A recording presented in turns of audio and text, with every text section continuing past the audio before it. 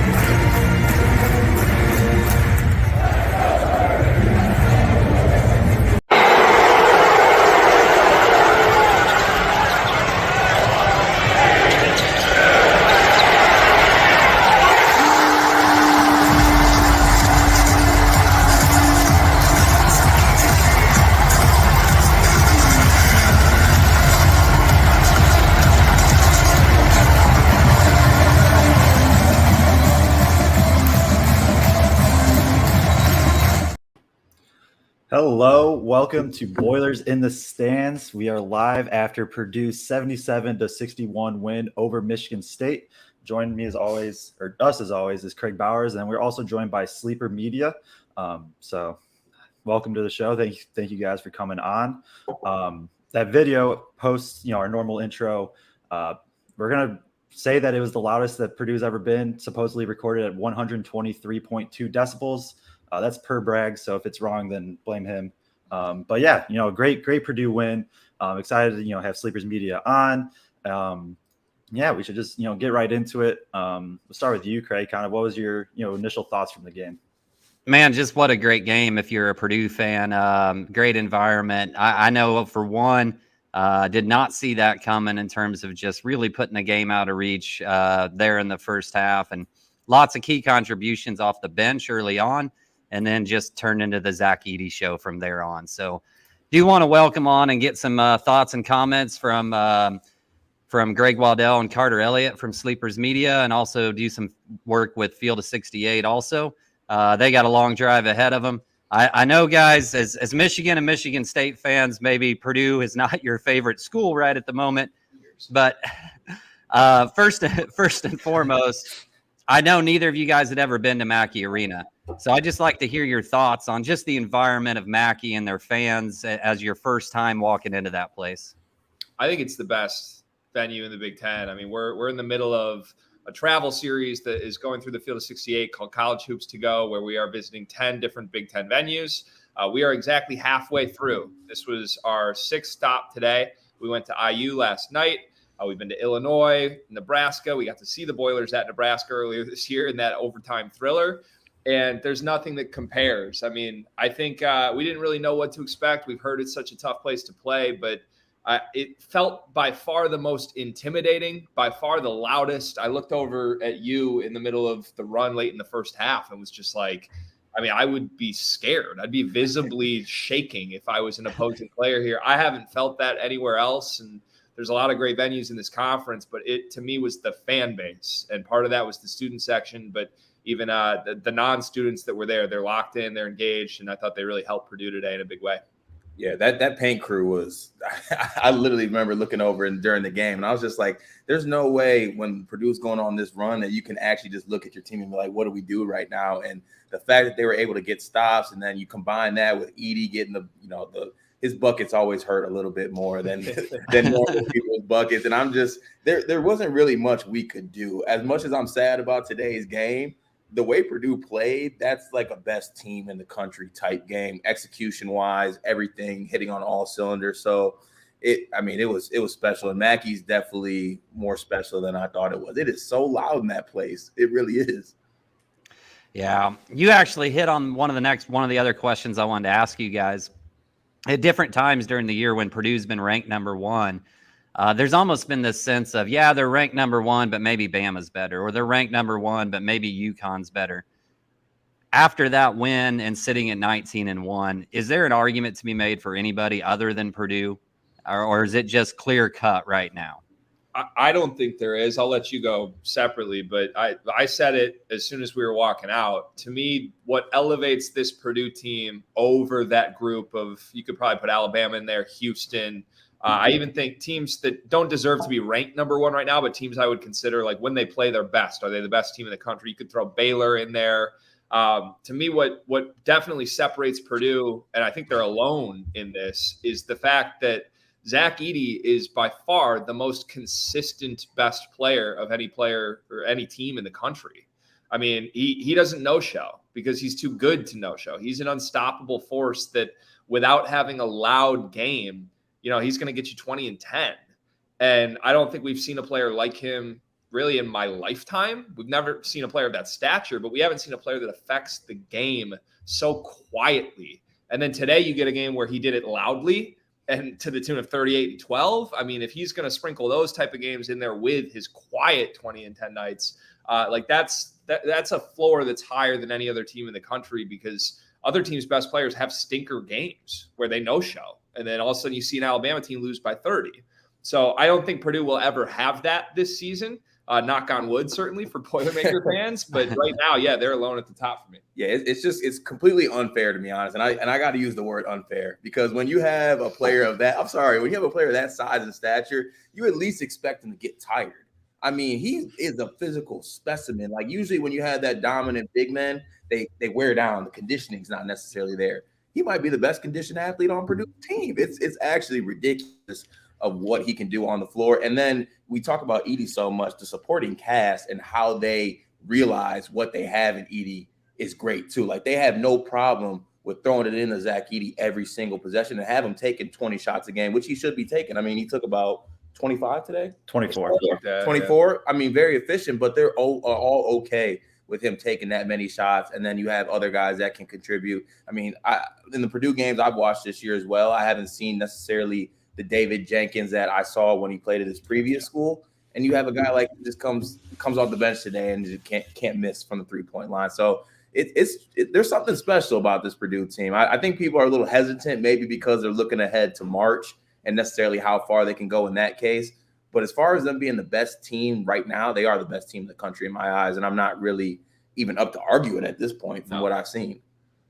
Yeah, no, I think you hit on a lot of good stuff there. Like, they definitely have the highest floor. Like, they're just not gonna, even the one loss was a 1-point game to Rutgers that, they could have easily won. Were you guys surprised at all that Izzo stuck with, just for the most part, one-on-one with Edey in the post? Edey put, I think, 34 in the previous game. Obviously that was a 1-point win at Michigan State.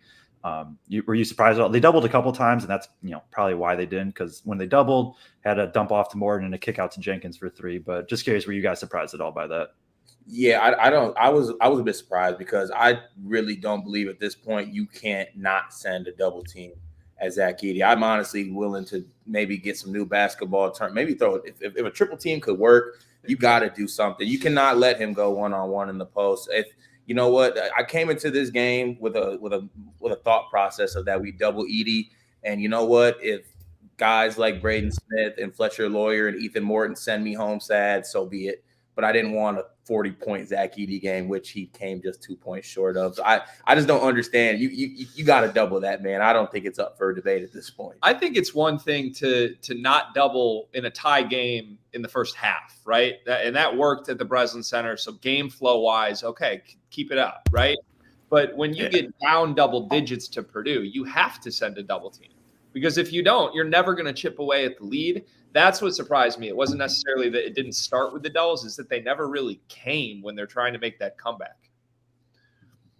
Yeah, for sure. As we look at the rest of the Big Ten around here, and I know you said you've been to quite a few different games around the Big Ten and whatnot. Who is the legitimate threat to Purdue in the Big Ten? Is it Northwestern? Is it Rutgers? Are they just? I didn't mean to laugh. I'm sorry. It's funny to hear that. There isn't a. I know it's crazy to say Northwestern, but Northwestern.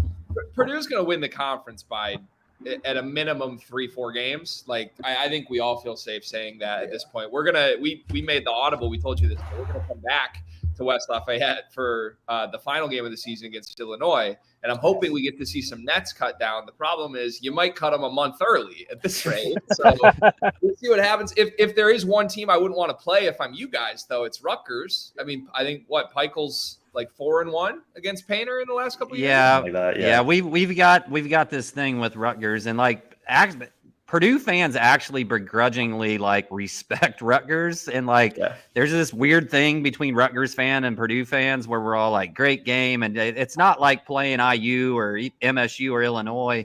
Heck of a program, and they've had our number here lately. So luckily we don't play them again in the regular season.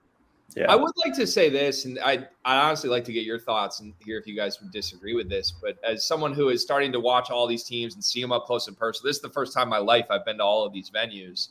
I do think that part of why Purdue is so dominant just relative to the rest of the conference is the rest of the conference this year. Like I think the upper echelon of this conference is missing. Normally there's 2-3 teams worthy of being top 10 nationally. To me this year, like you could argue Rutgers isn't a top 25 team in the country, and they're pretty clearly the second best team in this league. So I give Purdue a lot of credit for just being clearly better than all of those teams. But I do think like going back the last decade, if it was a normal year where there are some other threats, I don't think you see Purdue in the conversation to go like 18-2, 19-1 through this league, but they might this year just because of how everybody else is. Yeah. And I'll let Joe go ahead and then. I mean, do we want to get Braggs? You got anything while you're on? Well, no, go ahead, can Greg. Can you guys hear me well? Because I'm just making sure my service is good. Yep. Yeah. Okay. I mean, I'm sure you guys might have touched on it, but for you guys, I'm not sure if this was your first time at Mackey. I'm assuming it wasn't. Yeah, we did. Oh, it was? Okay. Yeah. Cool. No. Yeah. We asked him that right out of the gate, though, Greg. I figured as much because the house is just rocking today. And, you hear Brian Newbert always talk about it. There's always tends to be that one tidal wave game. And it seems like today was that tidal wave that Michigan State tried to have to overcome. Tom Izzo talked about, the fact that the refs just don't call 3 seconds. He's always got something, it seems like, after the Purdue games for criticism of how the refs can fairly ref Zach Edey. I mean, what is your observations when it comes to Zach? I mean, do you think that that Izzo has a point when it comes to some of the things Zach gets away with, or is Zach not getting enough call? It's like, which way do you think it goes? Because Izzo seems to think he should be called on more things, whether it be fouls or 3 seconds. And I think most of Purdue Nation would say Zach Edey should be at the free throw line every time he touches the ball. I think I'm going to go ahead and step and take this one as a resident Michigan State fan. There's nothing more that annoys me kind of than the whole Zach Edey doesn't, Zach, they never call anything on Zach Edey, that type of narrative, or the Zach Edey's just tall narrative, something I don't, always just irks me in a way I don't really like. But I think Izzo, I honestly think that in this case, he was just kind of like, we just got blown out in Mackey and maybe just grasping at straws just a little bit. I mean, you got to. Oh, you don't say. I mean, you got to find something to talk about. I mean, all different than any other player in the country. That's because he is different than any other player in the country. Like, obviously, you're going to call a game differently if a guy is 7'4" and if a guy is 6'4". I mean, that's basketball. That's how it is. There are Mackey home whistles, though. I will say that. I'm sorry. But that's with every Big Ten team, I feel like. Yeah, I'll just a couple of things that I firmly believe are true, and I'm not a Michigan State fan. I'm a Michigan fan, so take that for what it's worth. Tom Izzo is a deflector. He will always deflect. If his team late, he's not okay. If his team, let me finish the thought. He's working you got to get in the refs. Otherwise, they just do what they want. I'm not talking about with the refs. I'm talking about in the post game when Tom Izzo's team loses by 25. You're going to hear either about the schedule or about the officials or about his injury, bad luck. Like you're never going to hear about the game. You're going to hear about something else. And so that doesn't surprise me that you heard that comment. That's one. Two, I genuinely do, and Purdue fans can hate me for this. I got a lot of crap on the field of 68 last week for bringing up Zach Edey's foul totals. I don't think that Edey gets an unfair whistle, but I do think it's insane in general that he is only averaging one foul a game. And I know you can compare that with Trace Jackson Davis. You can compare that with Hunter Dickinson. Like, there are a lot of bigs in this conference that are not far off from Zach Edey. But just from what my eyes have seen in the Purdue games I've watched this year, it feels like with how many minutes he plays, he should end up with at least one more a game. Not saying he should be in foul trouble, but and you're right. I think you flip that to offensive. He should probably go to the free throw line literally every time that he touches the ball. Today, I thought he did go to the free throw line a good amount. In that first half, guys, that was an incredibly friendly whistle to Purdue. I think they still beat Michigan State by double digits without question, no matter, even if they got the worst whistle possible. But, it's home games in the Big Ten. Home teams get friendly whistles in Big Ten play. And I think Purdue definitely got that at least early in the game in today's game. Yeah. Yeah, for this, I would, my whole thing with the Edey whistle is, like, if teams actually attack him, then I think there's an argument. That first half, I don't know off the top of my head. I was kind of keeping track. I think Michigan State took 3 shots at the rim. One of them was a Hall kind of post up on Lawyer. One was a Hoger drive where Edey swatted him like 10 feet out of bounds. And then I think there was another one that they scored. Like, for those 3, for the first half, he's only put in a spot maybe 3 times to, get a foul, and none of them were. Second half, he picks up 2 because they actually attacked at him. And teams just don't. Purdue has one of the lowest defensive rim rates in the past, decade. I believe it. I haven't checked after today, but it was the lowest for a Power 6 school of like the past 12 years per synergy. But the 3 seconds from Izzo, I haven't brought it up as a Purdue fan because I just don't want people to have whatever. But that's the one I'm surprised people don't go after more. He camps in there at times. He does camp. He camps. Yeah. He does a good job of like keeping 1 foot in, 1 foot out, and kind of tapping or whatever. But there are times he just, especially when they run the action and then he kind of seals at the high, 10 feet away in the middle of the paint. Like, he's in there 5-6 seconds and they just don't really call it, which is cool for Purdue. But you don't see that hardly called anywhere. Oh yeah, no. Like, not just Zach. No. Like, you just rarely see that called anymore in my mind. To go back to your point when you were saying, like, our thoughts on the top end of the Big Ten and it enabling Purdue to maybe have a record that's just an outlier from normal years. I completely understand that and get that. I mean, the top end is Purdue this year, and that's it. And I think I was having a conversation with Joe or Greg the other day about, like, if Purdue's in the Big 12, they're taking a few more losses compared to being in the Big 10 this year. I thought it would be a 4-loss team that would win the Big 10 this year. At this point, I think Purdue maybe gets out with 2 or 3. So yeah, hard to tell for sure. The other thing that would be fascinating when you bring up the Big 12 is, like, if you threw Purdue in that conference this year, not only would they play better teams, they'd play teams that play wildly different styles of basketball that would bring different challenges on a night-to-night basis. Like, this entire conference, and to me, it's part of why the league has struggled in March lately, has been that every single team is built around a low post guy. The problem is even the best, like Trace Jackson Davis, Hunter Dickinson, whatever center you want to point to across this conference, is a mismatch against Zach Edey in a negative way for the other team.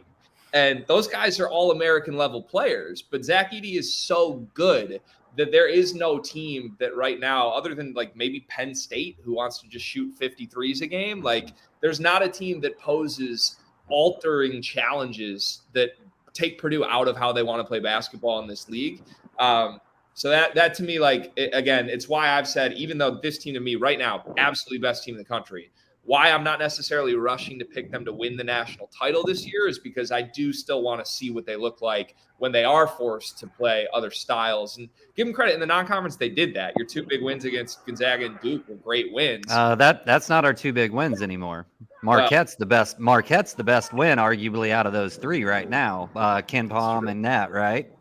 So it's true. I mean, sorry, I got thrown. A dude in the IU sweater just walked by me, and I was this close to putting him on this show. This close. There's a wrestling meet that's about to go down at Mackey. He's walking in there with the IU sweater and an IU hat. You know, Kraig, I thought he might punch me if I asked him. I figured I wouldn't. But Kraig, the one reason I think that now it's like getting to a point where I have more, because I think a lot of Purdue fans are going to have some nervous energy going into March. This team is so good. They execute so well. The comparisons from this year to last year, the way they are just so play together and have chemistry and all this stuff. But I think no matter what, Purdue fans are always going to go into March nervous. But the one player that's starting to emerge that's given me a lot of confidence is David Jenkins Jr. Purdue has had some transfers come here and play decently well, but they were asked to do a little more than what Jenkins is. Jenkins is kind of the reverse. He's a guy that was a high-volume player, a leader on other teams. He comes here as a role player with minimal minutes, minimal shot opportunities, and now he's really starting to get comfortable. Talking to him after the game, he said, you know, it started on the defensive end, which is something I've never been known for doing. It just shows you a guy like that can come in and buy into what they're doing as a veteran, not just a young player. What do you think, Kraig, when it comes to how David Jenkins changes the complexion of this team? Well, I think, I mean, and I mentioned something to Greg when we were sitting at the game, like people forget, I think he's scored 2,000 points in college. Like, and that guy was a volume shooter everywhere else he was. And he's a guy to me in March, if Braden's having trouble getting going, Fletcher's having trouble getting going, he could be a guy that steps up and gets you 10 or 15 in a game. And I do think he provides just a little bit. Braden's quicker and he's got quicker hands. But when they just need like a physical presence at guard, I think David's jumped in and done that on the defensive end a couple times. So I know these guys need to get going and get on the road. They got some pizza sitting next to them. I think they want to scarf down before they get going. So I don't want to take up too much more of their time. Do you guys want to just give a shout to where people can find you on Twitter or out in the podcast world and whatnot? Absolutely. So the two of us, Carter, Elliott, Greg Waddell, we go by the duo of Sleepers Media. At Sleepers Media on all social media handles is where you can find us. And then we also do some work for the Field of 68. That's where our travel show, College Hoops to Go. You can find new episodes every Tuesday at 10 a.m. Eastern. You can watch them on YouTube anytime you want, even after the premiere. And that's through the Field of 68. You can subscribe to the YouTube channel and on all social media channels there as well. Thanks for having us on, guys. Again, I got to say, I was blown away by Mackey. Purdue fans are awesome. You guys are incredibly lucky to have this team coming from 2 Michigan fans who watched our teams lose by a combined 70 points today. Michigan State. Don't confuse Michigan State. I just want that to be known. Separate the line. I hope you guys really do something special with this year because the fan base deserves it, and this team's pretty special. We even take a little pride in Penn State beating Michigan that bad just because Coach Shrews is there and was a Purdue guy. So we call that a double win today, Greg. Yeah. And by the way, JB, I was insufferable last week on the Field of 68. When you play the host of shows like this, sometimes you got to tee up your guests for some potentially insufferable moments, my friend. We had to have Geo Baker say a quote, okay? Well, Purdue, your team's awesome, JB. Congratulations. Well, did Kraig tell you his angst? He's like, he'll be texting me. He's like, the Field of 68 is got another team they think is number one over Purdue. He's always telling me because we always watch his stuff. I mean, do you think Field of 68 is finally going to come around that Purdue should be the unanimous #1 team in the country? No more should another team be.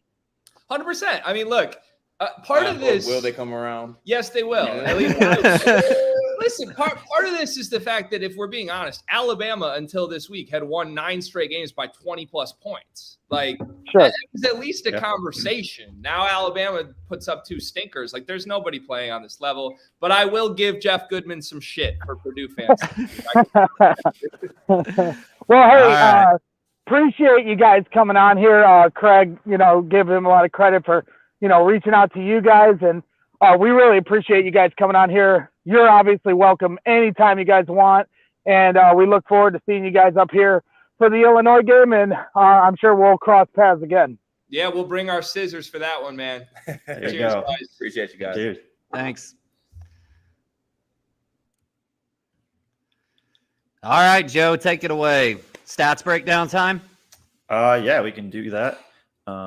Real quick, am I lagging bad? No, it's just I don't think it's coming through on the actual video. Sometimes it'll do it on your home screen, but it'll be fine on the actual end video because you're running the show, so it's just taking up more on your end. So Gotcha. Okay, just wanted to make sure that it's you can hear me all good and stuff like that. Greg, is your mom driving? Tell me your mom's. Okay, good. Tell me. Oh, there's Barb. Tell me your mom's driving while you're on the show. You're still on mute, Greg. You're still.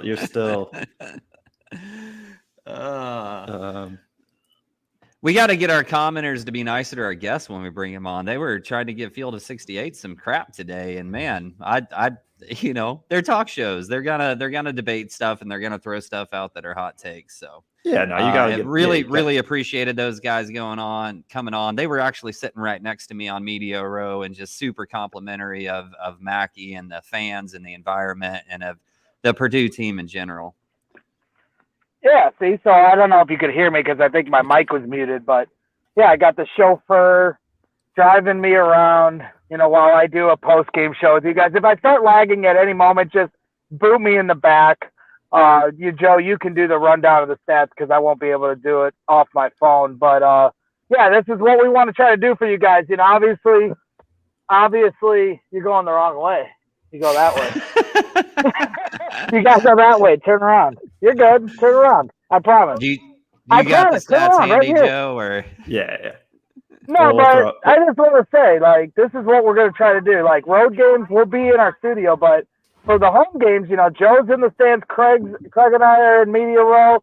Aidan's on media row when obviously he was under the weather today, but got to be at the press conferences, and we're doing a little bit of a juggling act. Got to talk to David Jenkins Jr. after the game. I think he's going to come on here at some point, so that's really exciting. Talk to Doug Gottlieb and some different people. And that's what we want to try to provide to you guys. We're going to do as much coverage, and analysis, but we also want to give you the inside feel of what's going on at the stadium too. So I just got to shout you out too, Kraig, for bringing on those guys from Sleepers Media. They did an excellent job.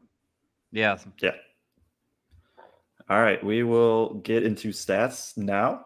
Oh, wait, hold on. We are not. Did Greg park in Crawfordsville? I don't even know where Crawfordsville is. I'm a region guy, okay, Sam, but we're making it. My mom, we're off to a rough start. She took a wrong turn to start, but we are going to get home by hook or by crook. All right. 77-61 for Purdue over MSU. Just kind of looking through the key ones. Akins had 12 points for MSU. Hogarth got cooking. He had 20 and 6 assists, 4 rebounds. Walker had 9, and we're going to talk about that in a bit because, Morton goes on Walker, and then he's held to not, less than double digits. Kind of crazy. And then on Purdue's side, you got to start with Edey, 38 points, 13 rebounds, 3 assists. He had a block and 3 steals, which isn't shown on this one, but he did have that as well. Lawyer goes 9 points on 4 of 8 shooting, 1 rebound, 1 assist. Ethan had 6, although the free throws were something. 6 rebounds, 3 assists to go along with that. And then Jenkins off the bench, 11 points, 4 of 6 overall, 3 of 4 from 3, 2 rebounds and assists, and did a really good job defensively. Kaufman had 4, Newman hit a 3. Gillis also hit a 3. Overall, MSU shoots 5 of 10. They shoot 50% from 3, 47.9% overall. Purdue's at 50% overall, 41.2% from 3, 7 of 17 shooting. Not a ton of threes from either team. And for Purdue, that's just because there's a guy named Zach Edey who's very, very good at basketball. Just kind of looking down, Purdue only had 9 turnovers, which has been, that's been an issue for them. MSU had 14 points off turnovers, 22-8, which is big. Purdue dominated offensive rebounding, 12-2, 11-3 second chance points, 42-24 points in the paint, and then 21-14 assists. So I think those are all the main ones I would say. Kraig, anything really stand out to you from here? And, I basically sent in a group text somebody like our statistical look at today essentially is just fantastic in every single category that it could be, except for free throws, which was a little bit odd because we usually shoot such a high percentage and dominate there. Part of that was Ethan was off today from the line. Zach missed too early. Ethan was off from the line and took 5. And by the way, I am freaking stoked that Ethan is being as aggressive as he is. I want him aggressive now so that it happens come March. He's going to hit more of those. He's usually a reliable free throw shooter. Stoked that he's being aggressive now and getting that ball down into the paint or popping up a 3 when it's there. Like he got us started off today. But yeah, I mean, total free throws taken, we're plus again. Total rebounds, we're plus again. I continually say with this team, when we have a sizable rebound margin and a sizable free throw shooting margin, we're going to win games, even if we're a little bit off from 3. Greg made a really nice comment when we were at the game about sometimes a missed 3 when Edey's at the rim is like, it's essentially assist, right? Yep. And especially like Morton's ball has so much rotation on that ball that even when he misses a 3, it almost always comes off short. And same way with like Gillis. Some of Brandon's are either like nothing but net, or 10 feet off, bouncing off or the hits rim. The side of the backboard. Right. But several of those guys, like that ball comes up, Braden Smith, that ball comes up so soft even when they miss. When Zach's down there in the paint, nobody's getting that but him. It's an assist, essentially. Yeah. No, for sure. I mean, Edey had 8 offensive rebounds, 5 defensive. I kind of thought that too. It's just like it, there are a lot of teams have bad shots, those tough pull-ups that Purdue likes to force, even some contested 3s. Those are bad shots for most teams. For Purdue, as long as it's like, if Lawyer takes a contested pull-up 2, it's an okay shot as long as Edey has position. And it just elevates. It's just kind of like going back to the floor for Purdue. Purdue's floor is just so high because of stuff like that. Like they don't have really bad shots as long as Edey's on the floor because he's going to get so many offensive rebounds and putbacks. Explain that to people in case anybody's not getting it when you say their floor is so high.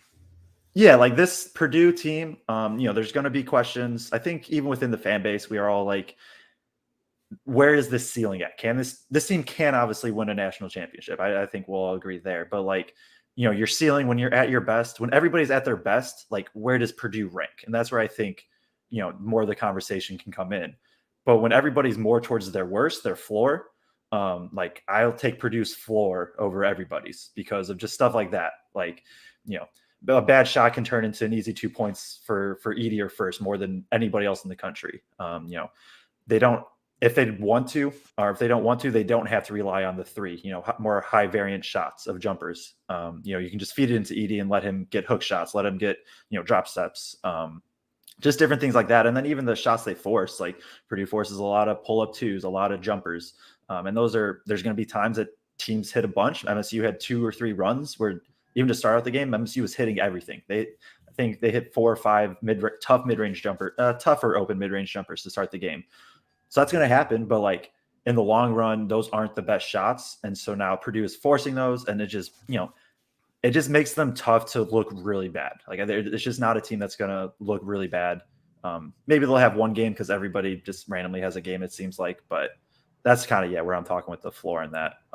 But and you guys can touch on this, but one guy we didn't talk about in the last postgame show, we went down every player but one, and that was Caleb First, because he only had 1 point. And then today, Tom Izzo says when he talked about this team being the ultimate role-playing team, he highlighted Caleb First as the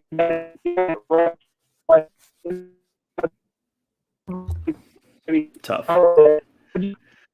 Yeah, we hit that. Yeah.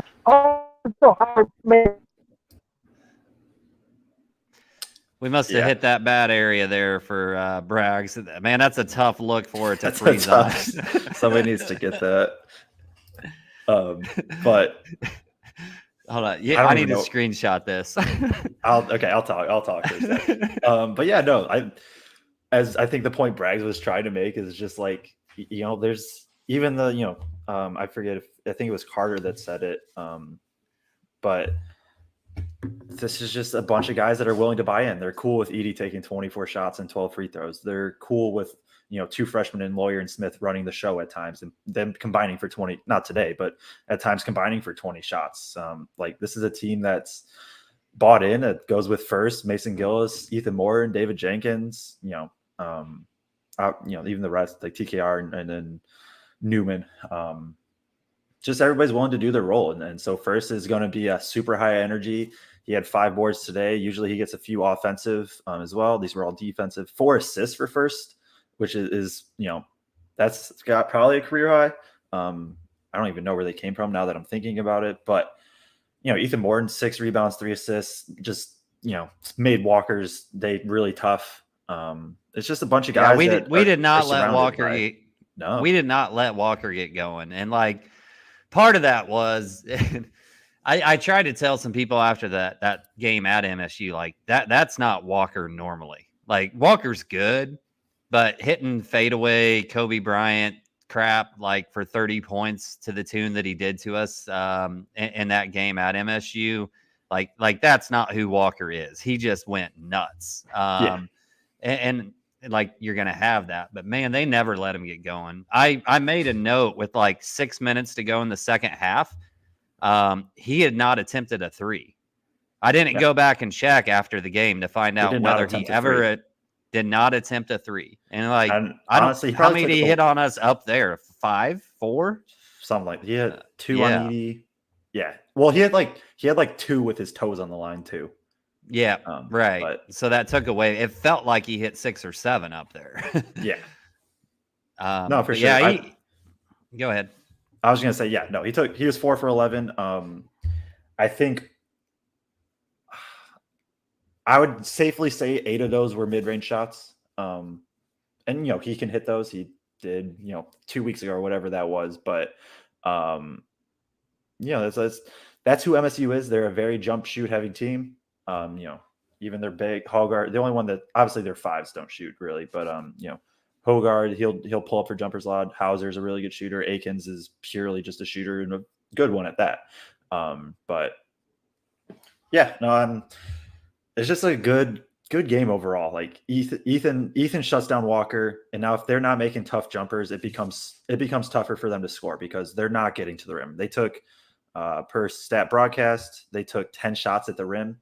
And probably 2 of those were in transition. 2 or 3 of those were lobs off pick and roll, and then they had a few cuts. 10 shots at the rim is not a lot. Purdue took 19 at the rim. Just to and obviously it's Edey, it's different because it's Edey, but when when you just have a guy in Morton, even Newman off the bench, Jenkins, like you said, I think played great defense when he was brought in. Like these guys can just, Ethan especially, can shut down dudes. Forces Walker to take tough shots, and Walker's going to hit some because he's a talented player. But that's just, it's a very nice luxury to have a 6'6" dude that can guard 1 through 4 legitimately. I was surprised MSU didn't go to Hall more. I'm looking now; he was a -14, so maybe that's why. I thought that was what matchup wise gave Purdue the biggest issue. They just didn't go to it. Is when they played the 3 like bigs with Hall, Hauser, and whatever 5 that they wanted to play at that time. Because then, when Walker's in with that, Morton was on Walker, and so now you're having to put Lawyer on Hall, and he's given up, 5 inches and probably like 80 pounds. But they didn't really go to it a ton, which surprised me. But I was just kind of rambling there as I'm just cycling through stuff. No, you're good. What you got, Kraig? I'll tell you that the other thing, and I noticed this at halftime, and I just went back to check it again. One of the things that jumped out to me was 22 points off turnovers for Purdue. Like that's not a normal stat for Purdue this year. No. But they were getting their hands on balls. They were super active, swiping down on guys when they were digging and whatnot. Forced some turnover. They didn't force a ton of turnovers, but man, they capitalized, it seemed like, on every single turnover that they got for the most part. So that was really impressive today as well. And, you know, they were talking a little bit about in March and what's March going to look like. Watching one of the other guys on Field 68 the other day, Oglesby, you know, they asked him, like, is this team different when it comes to March? And he said, yeah, because they play defense and they play it really well. They're a top 20 defense. Right. They're a top 20 defensive team this year. And I thought just defensive effort today was just amazing, whether it was Zach with throwing the ball from Walker, like just casting it to the depths of hell when he tried to throw it up at the rim, or whether it was guys getting their, you know, swiping down on digs or disrupting passing lanes. Just really, really impressive. And I thought it was all around. It wasn't just Morton today. It was everybody. No, for sure. You know, and I thought Jenkins maybe got a little bit more run today because of that. Just his physicality defensively than Braden can provide sometimes, because Hogarth's a big dude, like for a point guard. That guy is built, not height wise, but that guy is just built as a point guard. Yeah. And I think I would have liked to ask Painter that in the post game, but I think he just liked Jenkins' physicality that he can provide when he's trying to get back down and whatnot. Yeah, no, they went to, was it the Maryland game that they went to Jenkins a bit more too? Yeah. I'm trying to think. Well, who did we play last? I can't even remember now. Last game was Michigan. Jenkins got a lot of running. He got a lot of run in that Michigan game too. Yeah, he did. No, he's been coming on, and this is, you know, what we were hoping to see from him from the start. I'm just trying to think. I feel like there was a game recently where he got a ton of run because of his physicality. But it might have been that Maryland game too. But I don't think it was Maryland, because I thought I questioned after that game why he didn't get more. Yeah. I don't know. So, but yeah, we can talk. Like, Jenkins, you know, comes on 3 out of 4 from 3 today. 1 of 2 from 2. He hit both of his threes were big. The first one I think was a late clock, and then the second one was a kick out from Edey, if I recall correctly. No, he definitely had a kick out from Edey. The second one was at the end of the first half. As time was running out. Which I think he hit 3, didn't he? Yeah, and it was he had the very first one, which is a pull up late clock. He had the second one, which is to end the first half, and then he had the third one, which is, you know, MSU decided to double Edey for 2 possessions, and Purdue scored 5 points off of it. They had Edey had the dump off to Morton, and then he had the kick out to Jenkins for 3, which is wide open. Probably why MSU didn't double, but you know, that's another thing that's just like small. Purdue practices double teaming Edey to get him, reps at it, but then now they're comfortable double teaming post players. You know, Kohler, who's come on lately for MSU, 9 minutes, no shot attempts. You know, he's kind of a post, like a 4 or 5 that has pretty good footwork. Cooper was 1 of 1, and that was only a dunk. Sissoko took 3 shots, and I think 2 of those were dunks, and then I don't know what the other shot was, to be honest. But, you know, that's just another thing that teams aren't used to double teaming, and so your rotation has to be spot on. That's why, you know, you have to be able to rotate. Purdue does such a good job moving it off the ball. Jenkins, you know, on that one, I think he was in the corner. The left wing lifts all the way to the top of the key, so that way, you know, now he's in the side of Edey for the double team, and Edey's 7'4", and like he's going to look over people and then just hit Jenkins for 3. So. But yeah, no, just the juice he brings to that second unit, and then can slide in next to Smith at times. It's big. I'd rather have, you know, if we were saying that Jenkins had to struggle at some point, I'm glad it was early. And if he's going to come on later now, like that's, you know, they were 21 or they've been really good before this, and now Jenkins is coming on as a true bench scorer. Well, and it feels like they're going to him a little bit more in that second unit as they've tried to figure out like where the scoring is going to come from when that second unit is in and everything. Because again, like he was shifted from a bit. he was a volume shooter, and he's one of those guys very similar to Carson that gets into a rhythm the more shots he takes, and then they start connecting and whatnot. And I'm excited that it I don't know if it's just more of them telling him like, hey, when you're in when this second unit's in truly, right, and Edie's on the bench and whatnot, like hunt your shot a little bit more. But it sure feels like that's been the case the last 4 games or so, that he's, whether he's just hunting it more or they've made an effort to try to get him more looks. But as he gets into a rhythm, man, he's just like, he's a big time shot maker. Some of those fadeaways, I mean, the level of difficulty on the like 8 foot, he loves to drive hard, stop, pivot, and then shoot a fadeaway. And that's a hard shot to hit. And he's just money on it a lot of times. If we make a deep run in March, I'm going to say it right now. If we make a deep run in March, there's going to be a game where David Jenkins puts up 12, 14 points, something like that, where they're trying to shut everybody else down, and he kind of gets going a little bit. Yeah, no, he's going to be needed. We'll get to March eventually, but like Lawyer's going to have those games. Jenkins is going to have those games. Obviously, Edie will have his. But should we talk about Edie? Have we talked about him enough? Have we talked about him at all? I mean, the other guys did. Our guest talked about Edie a lot, but just for the record, let's reiterate: Zach Edey was incredible today. He loves playing Michigan State. His career high was 32 at Michigan State, and now his career high is 38 versus Michigan State here. There's no doubt he loves playing those guys and just getting that one-on-one matchup, right? Like Zach could go for 38 against a whole bunch of teams if they didn't double him right out of the gate. But Michigan State is one of those. It's Tom Izzo's always done this, where he's like, all right, we're going to let your stud get 30 or whatever, but we're going to shut everybody else down and not let everybody else heat up. And it's backfired on him twice now. But, he ends up with, I don't remember if it's 13 or 12 rebounds. 13. Man, he wanted that double-double so bad.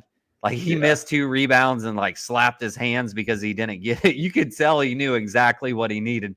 And then he goes out and gets 3 on one possession. That I think bumps him up to 34 points.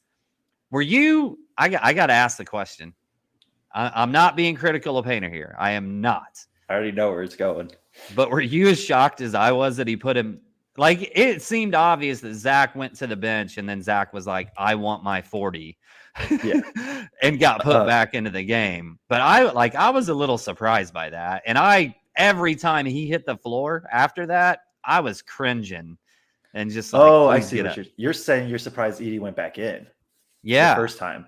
I wasn't as surprised at that. I thought it was more of an offense defense thing. I was a little surprised. I was more surprised that he offense defense up 17. I don't maybe not offense. I don't know. Now that I think about it, he probably just was like, all right, Edie, go back in. Get your, I was more surprised that he got taken out with a minute 15.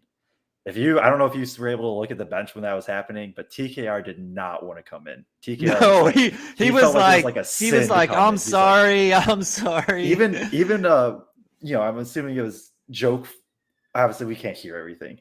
From my point of view, it looked like the interaction between TKR and Painter was like, TKR go, and TKR was like, are you sure? Like, you want me to go get Zach Edey right now? And then he asked like twice. And then when he's walking on the floor, he's just like, Zach, like, I gotta get you. I'm sorry. But okay, so there must be people that watch the post game show. So Justin Buller here saying that Painter said it was just a matchup thing to put Edey back in. Not that Painter's gonna go on the mic post game and be like, Zach really wanted his 40, so I put him back in. You know, but it's one of those things though that like Purdue is not really. I don't think most colleges are like that where they're gonna get their guy. Like Painter's never gonna stat pad for Edey for the most part, right? Like at the end of the day he cares about winning.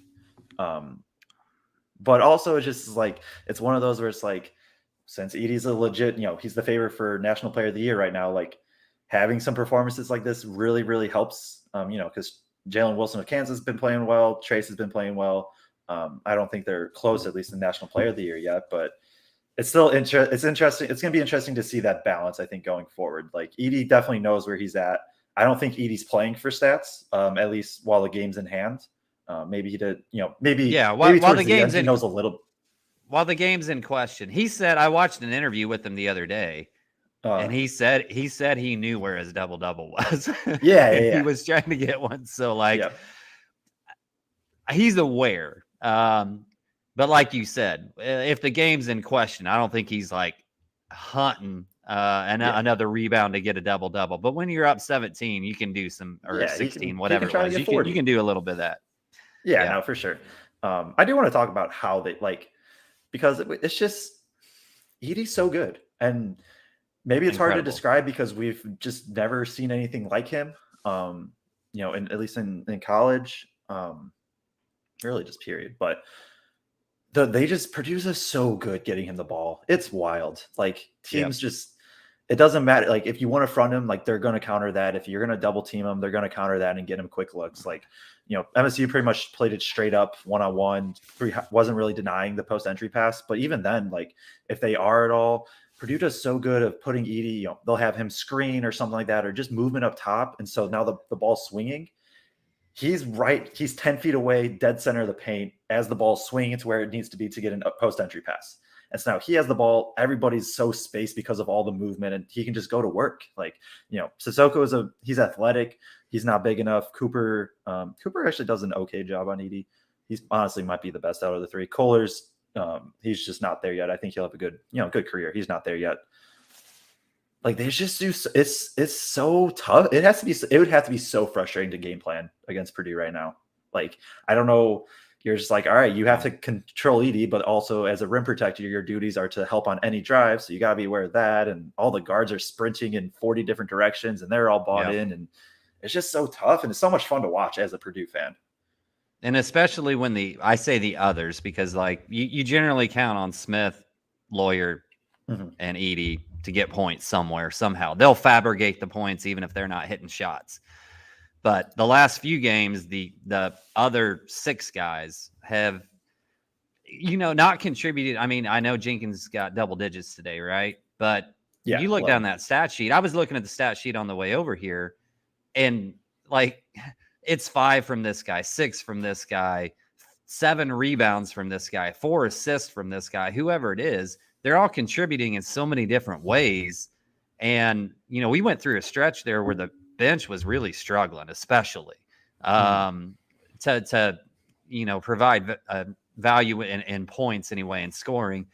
And man, they're hitting right now to where guys are taking 3 or 4 shots. Painter talks about that all the time, how hard it is to come in and take 3-4 shots and contribute to scoring because you can't get in that flow.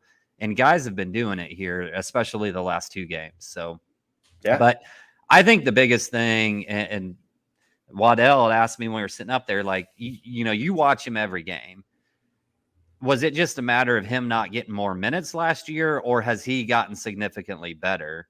And my response was, I think he's gotten significantly better. Now, he might have dominated more last year had he gotten more minutes and that sort of stuff. But I don't remember Zach ever running as the roll man on a pick and roll. I remember doing it with Travion, but I think his footwork and just dexterity and just coordination in general, the more he plays the game, like some of those lobs he's catching on pick and rolls. There was one today in between 2 people as he's turning, coming over his head and catches that. Man, I'd have trouble doing that at 6 foot. and I used to dominate the Centerville high school basketball courts. That's not true at all. But like I would struggle having that kind of coordination at 6 foot, let alone 7'4" and 290. And then that drop step, like the drop step was not in his game last year either. So I think he's gotten significantly better. And I was really glad that Carter talked about, like, let's shut this narrative down of just big. And I'd heard him talk about that earlier. So I kind of set him up for that. But like, he is really skilled. It's always harder to do those things, coordination things, the bigger you get. Like the fact that he can do those things at his size and at his weight is what makes him a friggin' unicorn. Yeah. No, he's like, you can't bully him. Obviously he has good enough footwork that you can't just destroy him with speed consistently. Purdue schemes pretty well out of that. And like you said, like, I think just improved conditioning. He was in foul trouble a lot more last year. He has really only been in foul trouble once this year. So like there's that part of the minutes thing, obviously splitting with Travion. The pick and roll part of it is probably just Jaden Ivey's too quick for Edie. Even if Ivey was there this year, Ivey thrived on I'm just going to blow past every single one of you. And where, Smith's a little more methodical. He wants to pass. He's waiting for Edie to roll. Not that I don't think there's anything wrong with what Jaden Ivey did. But in terms of getting Edie the ball out of that, but then like you said, too, his hands are so good. I think Izzo said that maybe it was a comment that somebody brought up or something, but Izzo said that Edie's has the best hands he's ever had to go up against. Just catches everything. Who said that? Izzo. Oh, okay. I believe post game. I don't know if that was a comment or something.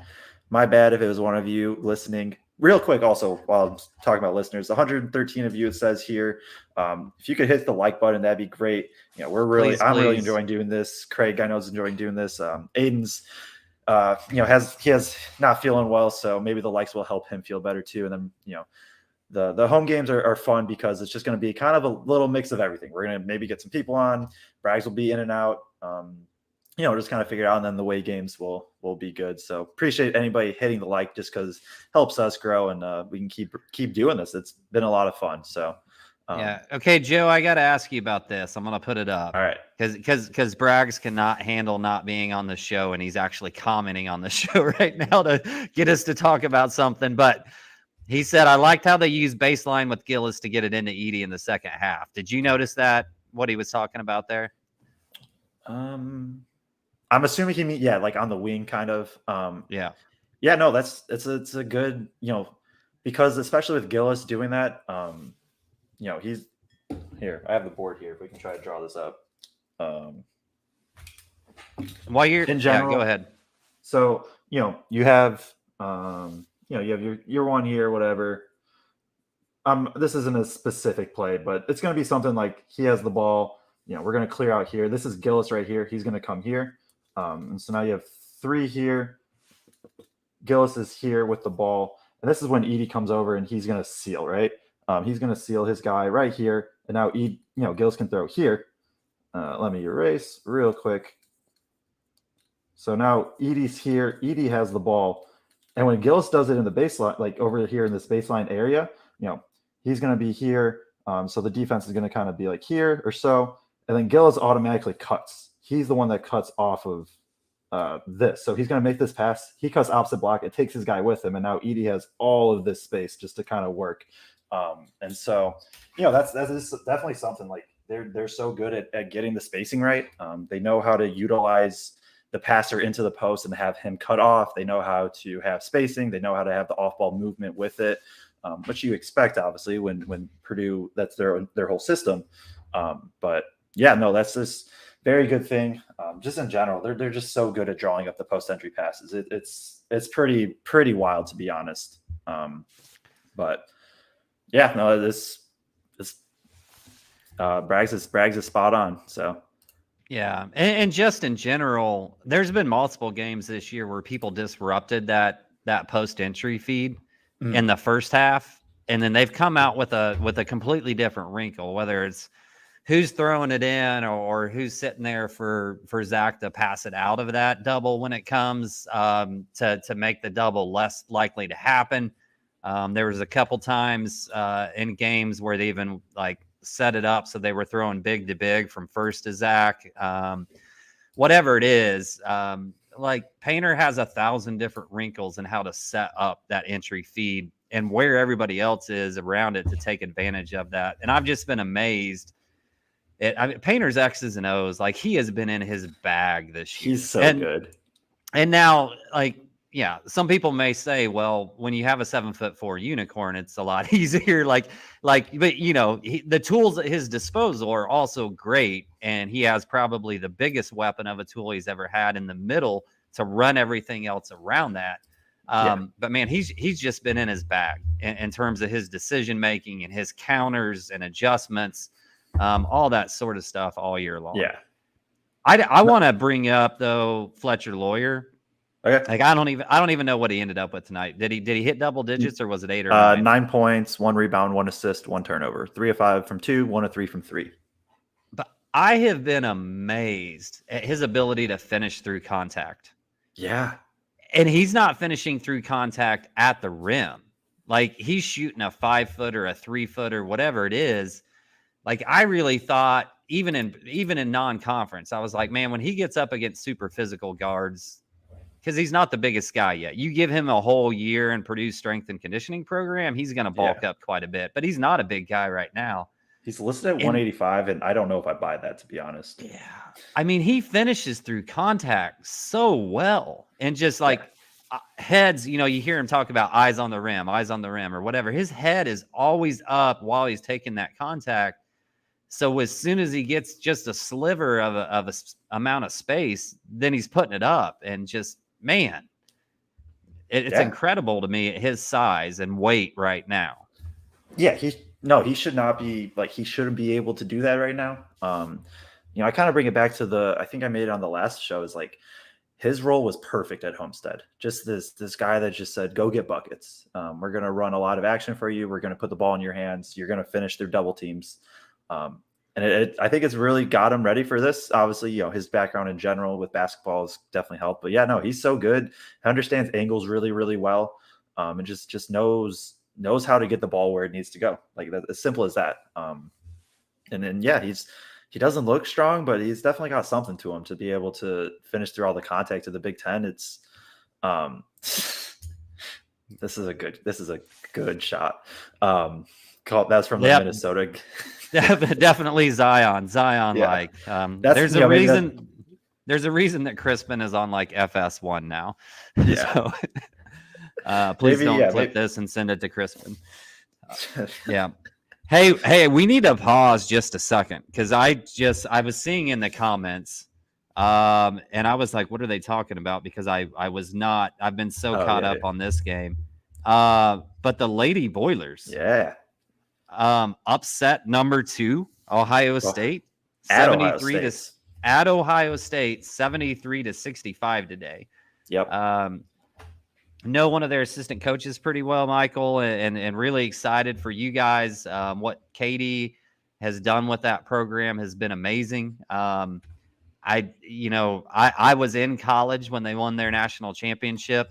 I don't know if you were alive yet, Joe, but it was 99. Yeah, I was born like 6 months later. Okay. Purdue women's basketball, when it's good, the fervor from the fan base is awesome for that too, and it's been great to see the excitement building back around that program. So just wanted to throw that out quick in terms of this is a men's basketball talk show for the most part. We've tried to effort a little bit to maybe get a coach on from the women's team too at some point as kind of a sideshow to what we normally do on a weekly basis. But man, amazing game today. Amazing accomplishment for them. Yeah, no, they're, I've seen a few of their games. They're fun to watch. Definitely Gerald has them 1000% on the right track. And you got to, and the Big Ten for, the men's is whatever right now, but the Big Ten women's is tough. It's like 7 top 20 teams. And Purdue's hanging there. And from everything I'm hearing, bracketology and all that, like they'll have a chance at making the tourney, which would be huge. That'd just be huge for the program in general. So definitely shout out them. They're balling right now. It's fun. Purdue basketball, just period's in a great place. And JB, I remember the flaming dumpsters too. I still don't understand why fans, when they celebrate, set stuff on fire. But hey, whatever. I was in college then and remember those as well. That's funny. No, that's awesome. Hopefully we can get one on the men's side today or this year, and then maybe another women's one in the near future. But who else stood out to you today? Yeah, I'm just kind of thinking. Edie was just so good. That's where it starts. Smith didn't really get going. Jenkins was big off the bench. The combination of First and Gillis, their energy, the fact that they're first starts. I think his length goes first. Yeah, just in general is a little bit better, but like there's no drop off. You could start Gillis and first come off the bench. You could play Gillis 30 minutes and first 10. You could play first 25, and it doesn't matter. You're going to get a high energy four that at time can knock down a 3. I think Gillis a little more willing to shoot right now than first. gonna just battle for offensive rebounds. Like it's just, I think that's maybe one of the least talked about things, just period, that no matter who's in at the 4 for us, like you're going to get a high energy forward that's willing just to do all the dirty work. And then you need that, especially with somebody around Edie, somebody that can space, somebody that can, take some of these quicker 4s or whatever, like Hauser, more of a perimeter player. Like they're the perfect combo for Edie. So I do want to, just give them a little shout out because their stat line combined is 3 points, 7 rebounds, 8 assists, and 1 turnover. So they're not doing the points, but they do everything else. The and they can shoot too. I'm sorry. Yeah. Well, and I'd have to go look, but I think Gillis is either first or second on the team still in 3-point percentage.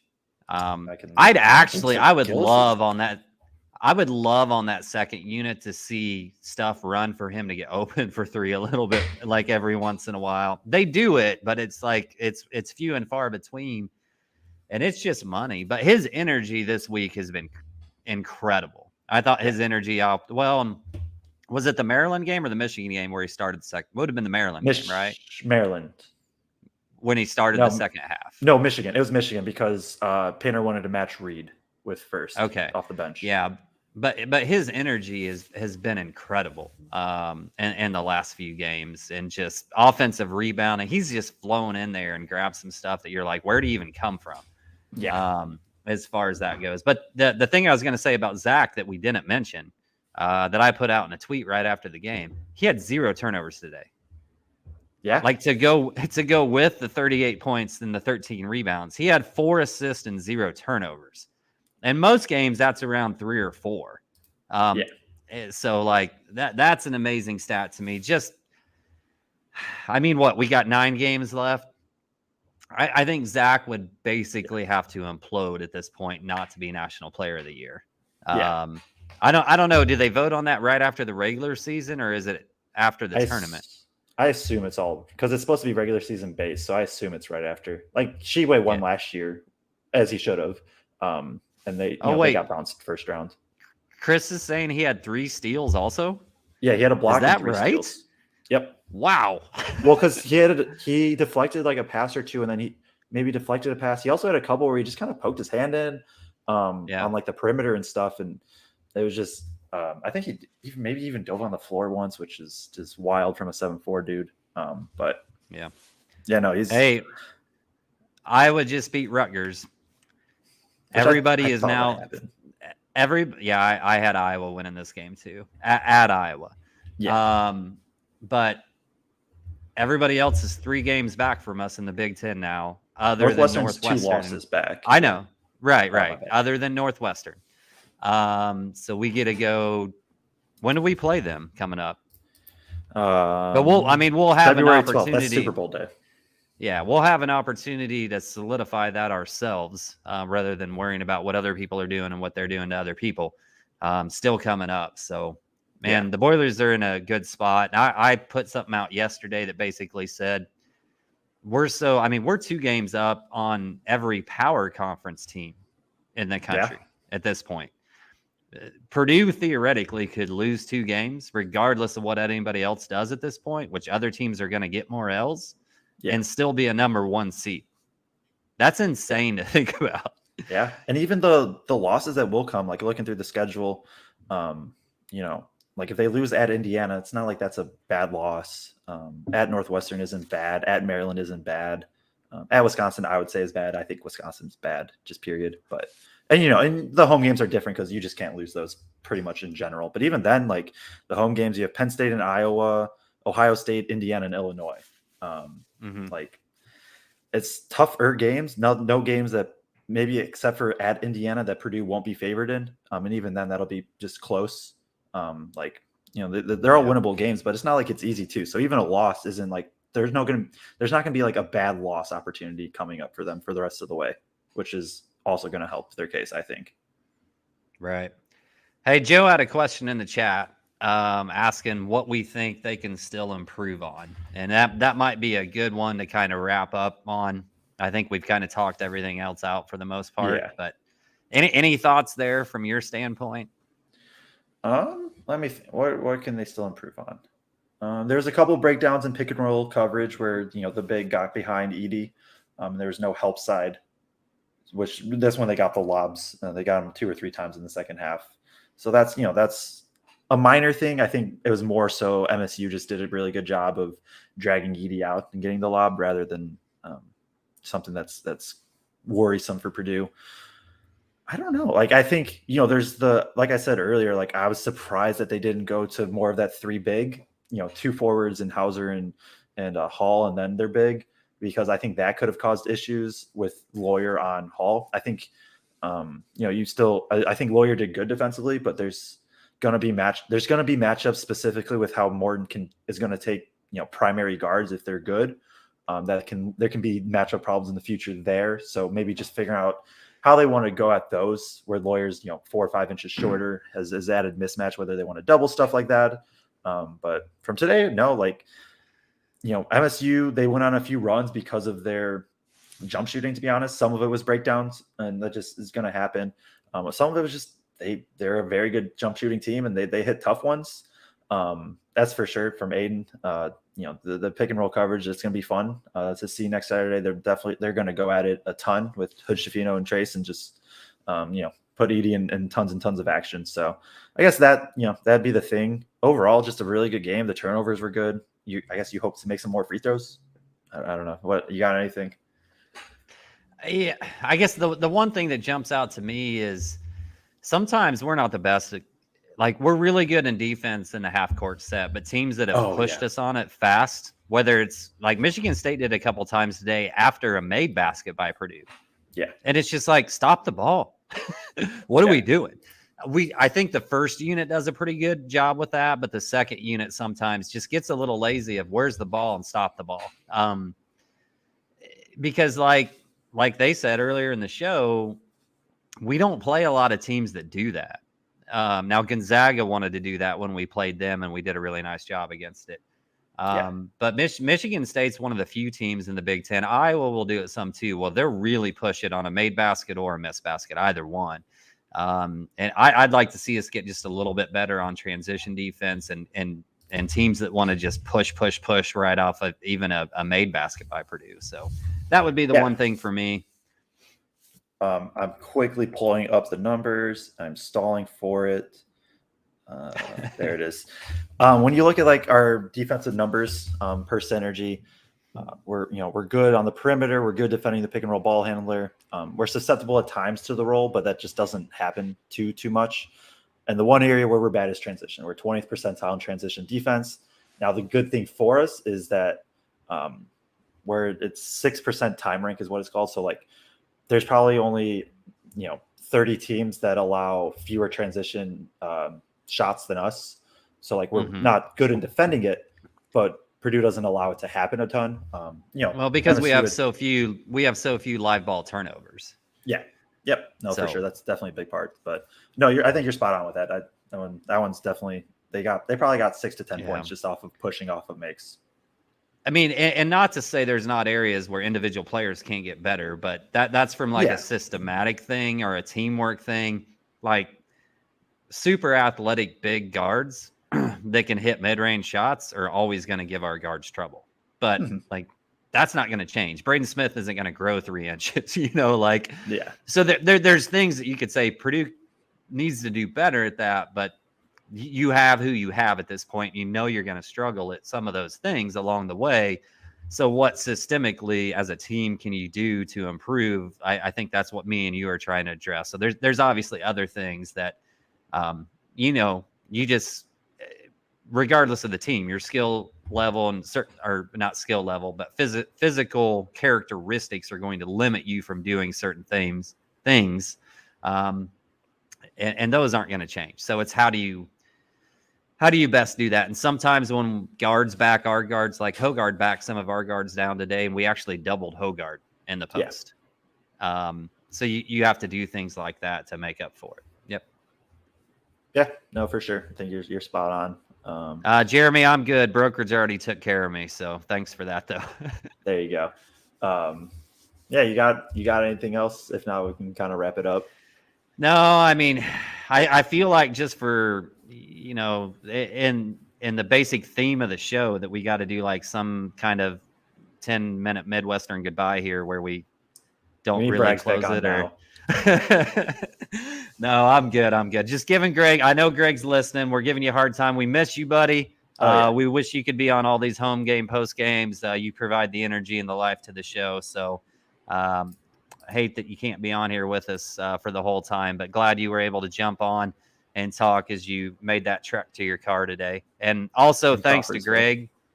Thanks to Greg and to Carter for coming on from Sleepers Media and Field of 68. Really enjoy. He's trying to come on now. Hasn't he? He's got to retort back to us. Really enjoy those guys coming on. You know, I enjoy watching Greg on his shows over there and listening to Carter as well. And they were in Mackey, and we just reached out through social media, and they were really happy to oblige us and come on the show. So enjoy hearing perspectives from outside of the Purdue bubble of what they see and what's going on also. So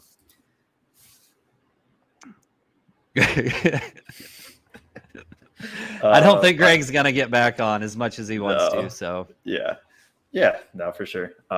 As you head out, guys, even as you head out, hit that like button. The more you hit the like button, subscribe to Brags in the Stand on YouTube so you get notifications when we are going to have a show. The following keeps growing. We get more and more viewers every single show, and we appreciate each and every single one of you, except for the people that we block in the chat. Yes. So I don't know. Did you already tell them where they can find you? You can find me at Kraig Bowers 34 on Twitter. Also, I administrate and founded the Boiler Diehards Facebook page that has 10,000 plus now. Nice. Boiler Diehards. Please come and join us there if you're a true blue or true black and gold Purdue fan and are on Facebook. Yeah, for sure. No, definitely. That's awesome that you hit 10,000 plus. But where can they find you, Joe? They can find me at Joe_Jackson 2210. I'll have a film breakdown tomorrow up on Twitter. Thread throughout all the game. This should be a good one with Purdue's victory. And then you can we'll have a podcast out maybe tomorrow, if not maybe later in the week at Feed the Post. You can follow that at Feed the Post _. It's also on Apple, Google, Spotify. We'll definitely have a big Purdue pod this week. 2 big games over Michigan that Purdue took care of, and then you have Penn State Wednesday, which quietly I'm slightly worried about, just like a look ahead, just kind of letdown spot. We'll see if that happens though, and then Saturday will be the big one. We'll talk about the at IU game too. So yeah, we didn't really mention that, but regardless of even if we lose to Penn State, we're going to be number 1 going into Indiana. Yeah. No, that environment in Asshole is going to be insane. Wild. It's playing their rival with their rival ranked number 1. Yeah. So it'll be fun to see how the freshmen handle that and how the team in general handles that down there. Yeah, for sure. So, we appreciate everybody tuning in. We were pretty consistently over 100. Appreciate you guys tuning in live. Definitely will be up later too if you missed anything or want to go back, whatever. If you could hit the like button on the way out, that would be great. Just help us out in that aspect. So we appreciate you all tuning in. Then we'll catch you Wednesday after the Penn State game. Before we do the outro, I'm going to play the Jenkins clip again, where Purdue got supposedly to the loudest ever in their history at 123 decibels. So thank you all for tuning in, and then we will see you after the Penn State game.